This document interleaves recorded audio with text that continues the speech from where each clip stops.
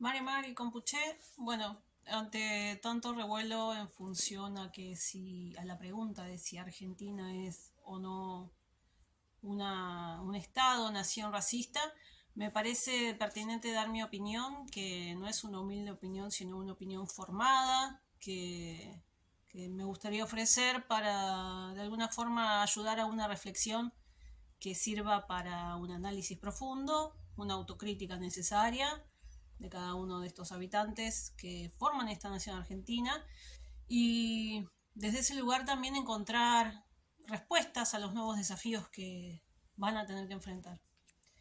Me gustaría leer un poco de lo que he escrito en El silencio mestizo en la América impuesta sobre lo que denomino las epistemologías depredadoras, epistemologías suicidas, la educación occidental, que es la que aquí se ha utilizado, la formación, ¿no? La educación occidental como sustento de la epistemología depredadora. Desde el inicio de las épocas coloniales, el proceso de dominación que comenzó en el campo político-militar y se centró luego en lo económico, estuvo respaldado por políticas culturales instrumentadas en los dominios religiosos, educativos y lingüísticos. Se importó una cultura europea blanqueadora a sembrar como esqueje. Es muy importante tener en cuenta esto. Se importó una cultura europea blanqueadora a sembrar como esqueje, con el objetivo de cementar y negar todas las lenguas vernáculas, saberes y realidades que aquí habitaban, buscando así la amnésica desaparición y aniquilamiento de nuestras propias epistemologías, es decir, de todas aquellas concepciones implícitas que determinan los modos de pensar, sentir, pertenecer y actuar en el mundo.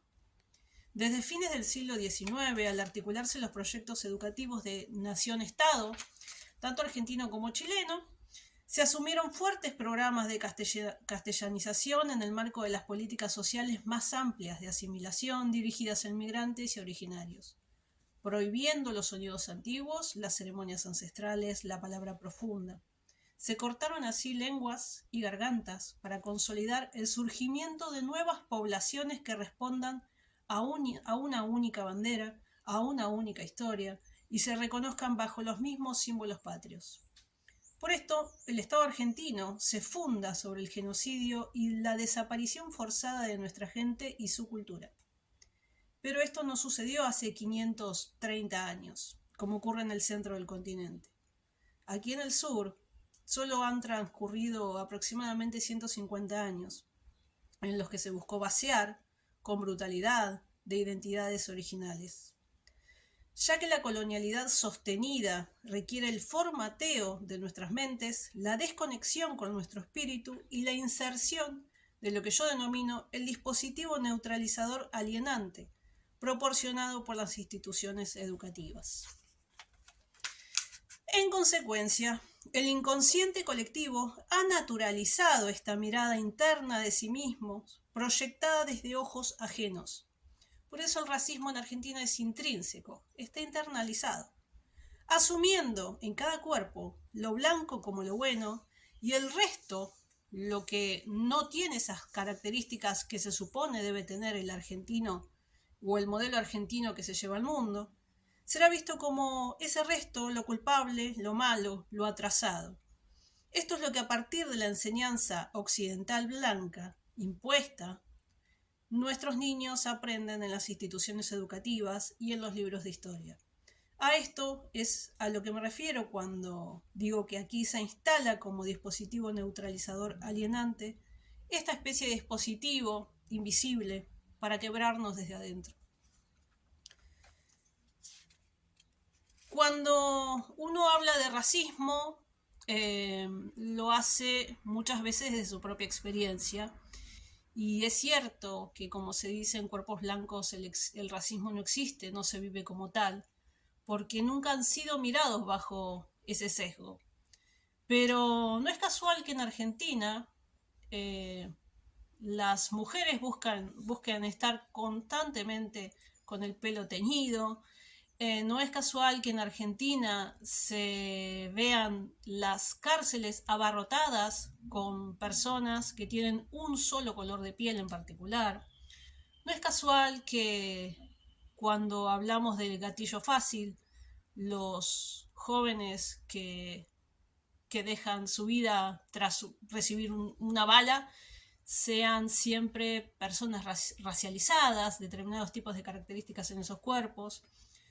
No es casual que cuando se busque bajar el autoestima de una persona se le diga negro de mierda, indio de mierda. Y no es casual que haya que hacer esta distinción entre indios buenos e indios malos, ¿no? Nada de esto es casual. Acá el racismo está internalizado y se da entre ciudadanos de primera y ciudadanos de segunda. Argentinos que tienen esa imagen de lo que se ha buscado gestar, como dijo Alberto Fernández, esa gente que ha crecido y viene de los barcos, españoles, italianos, y después está el resto, que es más que el 60% de la población que hoy se considera argentina. Por eso se vive en esta disidencia constante, en la ambigüedad de ser y no ser, de ser pueblo y no ser, de no entender. Y podemos buscar en la propia historia cantidad de ejemplos que hacen a historias silenciadas, la masacre de Pilagá, el bombardeo Rincón Bomba, el genocidio Yeknam como algo muy cercano, ni hablar de la cacería a cada mapuche que asume su búsqueda identitaria. Esto lo vemos constantemente. Y tal es el racismo que cuando en las comunidades del norte, en Jujuy, Salta, se plantea la explotación de litio y se está diciendo que por favor se haga algo para que no se lleven el litio con la gente adentro, a Buenos Aires no le importa, a nadie le importa. Nos hablan de crecimiento, nos hablan de progreso y evolución a costa de determinado tipo de cuerpos y vidas. Y son justamente esas vidas las que no importan. Entonces, es necesario hacer un análisis profundo y no quedarse con el verso simplemente de que Argentina es linda, somos todos amables y buenos y el argentino es compañero. No, no, veamos también qué tipo de personas tienen determinados valores y nos vamos a encontrar también que tienen seguramente algún tipo de rasgos particulares. Me gustaría leer este otro texto que se llama Argentina, la América teñida de Europa.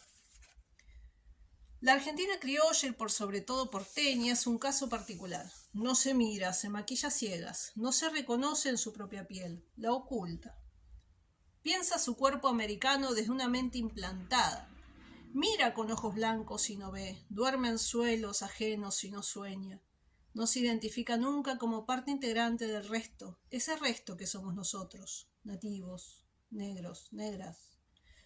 Desde una mirada progre, atina a asumirse dueño de sus pueblos originarios, pero nunca parte. Es una realidad de que en el ADN de todo el continente americano se halla el resto, pero en Argentina nadie se mira al espejo, todo eso se esconde. Da pavor verse en ojos propios, da pavor definirse, reconocerse como indio o asumir la responsabilidad de poseer privilegios raciales, tras la complicidad del silencio histórico. Por generaciones se educó para aniquilar ese resto, para encerrar o civilizar la barbarie. Se forjó la culpa y la condena de ser pecadores, de no haber nacido puros, blancos, de mirar hacia arriba y anhelando ser europeos, nunca ser suficientes. Los nativos despojados de su identidad son útiles solo en su migración forzada a las ciudades, convertidos en cabecitas negras, aceptados naturalmente como clase obrera, mano de obra barata, masa política carente de identidad propia. En cambio, los hijos de europeos de principio de siglo, los reconocidos pioneros, serán quienes blanquearán la piel argentina, cosa que debemos agradecer. Aportando al mestizaje darán hijos, médicos, abogados, maestros, doctores, licenciados, jueces, que servirán como ejemplo para todo ese resto. En cada familia se oirán relatos de estos valientes abuelos llegados de los barcos. Se contarán paisajes de Italia y España, y se ocultará la historia de los silenciados abuelos de piel oscura a los que la historia buscó olvidar. Aquellos viejos que hablaban poco, que eran brutos, campesinos, de los que no se sabe de dónde vinieron ni a dónde fueron, porque brotaron guachos de la tierra, porque apenas si tenían documentos que los reconociese como humanos. De ellos no se hablará, de ellos no se buscará más que el olvido. Así se gesta la clase media argentina, y así se gesta el pensamiento de la patria argentina, capaz de romper los espejos ante el pavor de mirarse con ojos propios y hallar su verdad más profunda. Por esto la educación cómplice de esta Argentina continúa ninguneando. Nos quiere solo en los museos y situados en el imaginario prehistórico. Antes muerta que negra, antes muerta que india. Me parece sumamente importante hacer saber que este libro existe y que tiene voz propia y que no busca estar legitimado por ninguna institución ni reconocimiento alguno más que el hecho de poder tener, como digo, voz propia ante tanto silenciamiento. Ese silenciamiento ha traído muchísimos traumas. Y como digo, este racismo internalizado que hace que la autoestima de la gente que acá vive esté destrozada. Y sabemos que cuando se quiebran voluntades es más fácil la ocupación. En este otro libro, América Impuesta y el Nuevo Orden Global, vengo a hablar de lo que parece hoy día nadie entiende, de por qué también se está gestando esta idea de que Argentina es mala. Y es por un solo hecho muy claro, es lo que se busca acá en todo el Cono Sur, una deshumanización, porque bien sabemos que en el pasado estamos enfrentando invasiones y ocupaciones, y en el presente también. América Impuesta y el Nuevo Orden Global invita a poner los pies sobre la tierra. Voy a leer un poquitito nada más. A partir del 2020 el mundo cambió. Los encierros masivos, la obediencia a organismos supranacionales por encima de las constituciones, la censura global pseudocientífica y las izquierdas y derechas niveladas para dar sus frutos a formatos que fortalecen a las corporaciones, lo demostraron. Mientras la nueva realidad se inocula gracias al temor y el silencio de todos los sectores, aquí decidimos respirar, cuestionar, investigar, escribir y denunciar. Ofrezco este trabajo tripartito que expone en artículos seleccionados, 3 de ellos en conjunto con el Quimeltufe Mauricio Nillán, el avance de la nueva colonialidad tecnócrata, plural, digital, transhumana, un análisis minucioso de la agenda que hoy día se nos impone y también un anexo de técnicas de manipulación social que se aplican para llevarla a cabo. Me parece un trabajo sumamente necesario. Me parece un trabajo sumamente importante para los tiempos que corren. Desde la América Impuesta, en sus dinámicas, no hay un orden lógico establecido para abordar las problemáticas emergentes. La vida se nos presenta en conjunto, en un entretejido inteligible, desde lo micro a lo macro, y sumergida en el caos nebuloso de las ocultas políticas globales y el superficial chiquitaje banal televisado. El sionismo avanza y necesita el deterioro cognitivo, necesita la ausencia de valores, necesita realizar planes de despojo. Así que, contrariamente a eso, ofrezco seminarios en donde explico estos temas, ofrezco espacios en donde de alguna forma, digamos, integral, permito la activación del pensamiento crítico y creo que son tiempos en los cuales hay una agenda muy marcada y cada uno de nosotros tiene que tomar la responsabilidad de asumir posición y marcar la propia, la suya. Y para eso hay que hacer autocrítica, hay que releer textos, hay que hacer un revisionismo histórico y también de la vida de cada uno y ver hacia dónde quiere ir, qué va a hacer con su voluntad, cuánto vale su verdad y qué es realmente el territorio de la patria. Eso nomás, Peu Callao.